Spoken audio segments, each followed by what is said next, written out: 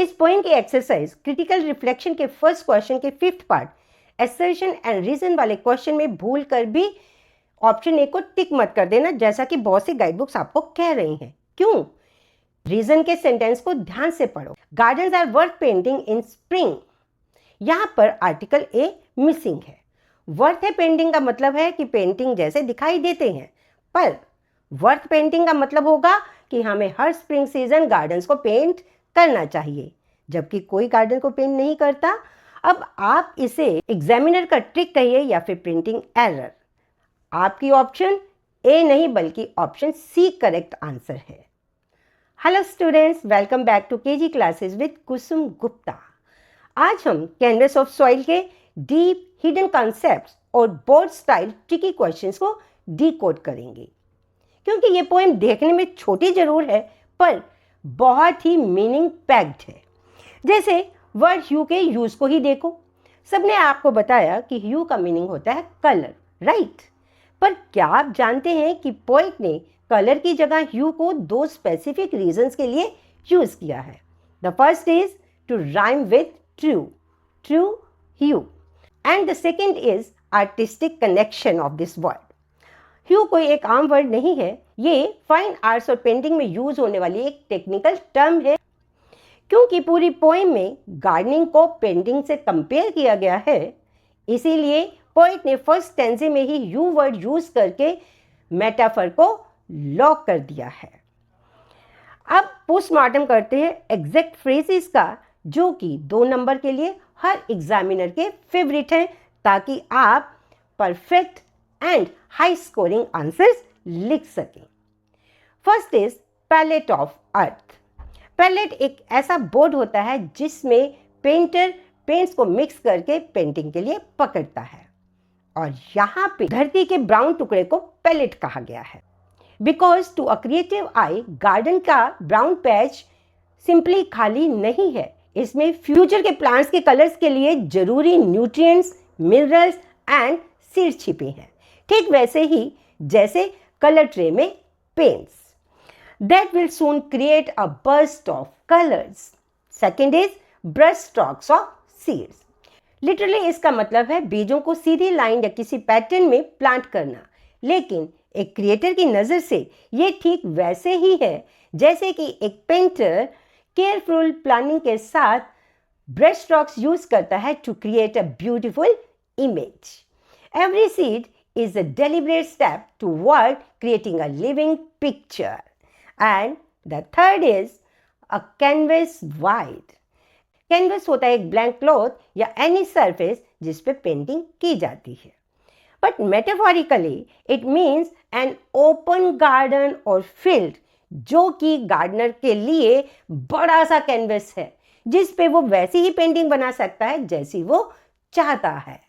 The word wide emphasizes endless creative possibilities and freedom. वहीं long का मतलब होता है लंबा, जो कि narrow, rigid and linear sound करता है, मतलब स्ट्रेट एंड रिस्ट्रिक्टेड। इसीलिए तो पोएट ने लॉन्ग की जगह वाइड का यूज किया है। Fourth is where art and life coincide. Literally इसका मतलब है ऐसी जगह जहां पर human creativity and living nature मिलते हैं और मिलकर एक साथ काम करते हैं। आर्ट है गार्डन के द्वारा डाला गया एफर्ट, प्लानिंग एंड डिजाइन, और लाइफ है natural biological growth of plants. Thus gardening ceases to be just manual labor and becomes a dynamic breathing masterpiece. Fifth है a painted side। एक ऐसा नज़ारा जो इतना परफेक्ट एंड कलरफुल है जो कि एक फिनिश पेंटिंग की लुक देता है। यहाँ पर पोएम में पोएट ने स्प्रिंग सीजन के उस ब्यूटीफुल नज़ारे को मेंशन किया है जहाँ पर गार्डन में डिफरेंट कलर्स के फूल एक बहुत ही अच्छे डिज़ाइन में खिले हुए हैं, जो कि एक परफेक्ट पिक्चर की लुक दे रहे हैं। The flowers and colors are so beautifully arranged that the final result looks as if an artist carefully painted the landscape. And the sixth is nature's artwork ever new. Means nature का ऐसा artwork जो हमेशा अपने आप को refresh करता रहता है, जबकि मैन मेड पेंटिंग सालों साल सेम रहती है। Nature's art work is dynamic. कैसे? सीजन के साथ प्लांट ग्रो होते हैं, नए सीड्स बनाते हैं और स्प्रिंग सीजन में एक न्यू एंड अलाइव गार्डन मतलब नई पेंटिंग तैयार हो जाती है।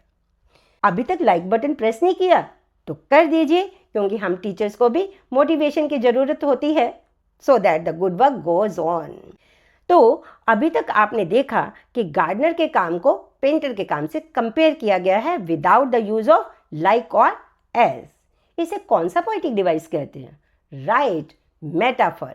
पूरी पोएम एक एक्सटेंडेड मेटाफर है जिसमें गार्डन प्लॉट को कहा गया है canvas, soil a palette, seeds brush stroke and flowers the final painting.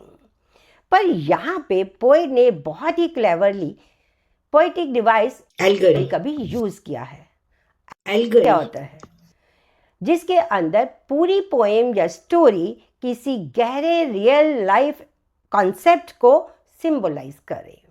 पूरी process of gardening life journey और साइक्लिक नेचर ऑफ एग्जिस्टेंस को सिंबलाइज करती है। जैसे एक गार्डन को हमेशा ब्यूटीफुल दिखने के लिए precision, planning, growth and different seasons की ज़रूरत होती है, वैसे ही हमें भी इन सब चीज़ों की ज़रूरत होती है to develop our life into a beautiful journey. Life on earth is also cyclic in nature. Flowers of different colors symbolize the harmony and diversity. और फिर इसके अंदर पोएटिक डिवाइस एलिट्रेशन का भी यूज हुआ है, जिसका एग्जाम्पल है blossoms bloom, B consonant sound का रेपिटेशन। फिर है इमेजरी। दोनों तरह की इमेजरी का इसमें यूज है, visual as well as kinetic. जब ब्लॉसम्स ब्लू या फिर पेंटेड साइड वर्ड यूज होते हैं तो हमारे सामने कौन सा नज़ारा आता है? कलरफुल फूलों का खिला होना। काइनेटिक इमेजरी का एग्जाम्पल है dancing in the morning light. Kinetic का मतलब होता है मोशन, और हम विजुलाइज कर सकते हैं झूमते हुए फूलों का नज़ारा। क्योंकि नाचना एक ह्यूमन एक्टिविटी है तो यहाँ पे एक और पोएटिक डिवाइस का यूज हो गया, कौन सा? पर्सोनिफिकेशन। राइट। अब देखते हैं राइम स्कीम। लाइंस के एंडिंग वर्ड्स को देखिए, डीप सी ट्रू यू। तो राइमिंग स्कीम क्या है इस पोएम की? AABB, absolutely correct. Tone of the poet की बात करते हैं, जो फर्स्ट स्टैंजा में क्या है? Full of admiration and reverence. Reverence का मतलब होता है रिस्पेक्टफुल, एडमिरेशन प्रशंसा। गार्डनर के काम को एक्ट ऑफ लेबर नहीं बल्कि फाइन आर्ट कहा गया है। In the second stanza the tone becomes optimistic and celebratory. Optimistic का मतलब होता है आशावादी, celebratory full of Joy. Spring season का ब्यूटीफुल नज़ारा हमारे को आशावादी बनाता है, एक नए उल्लास से भर देता है। In the third stanza it shifts to contemplative and thoughtful tone. Contemplative means विचार मग्न, thoughtful.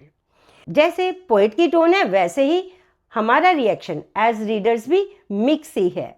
We are filled with a sense of wonder and delight. जैसे जैसे हम पूरी पोएम पढ़ते हैं वैसे वैसे हम महसूस करते हैं a deepened gratitude for nature and labor. और final imagery of garden becoming the painting readers को calmness, timelessness and emotional fulfilment की भावना से भर देती है।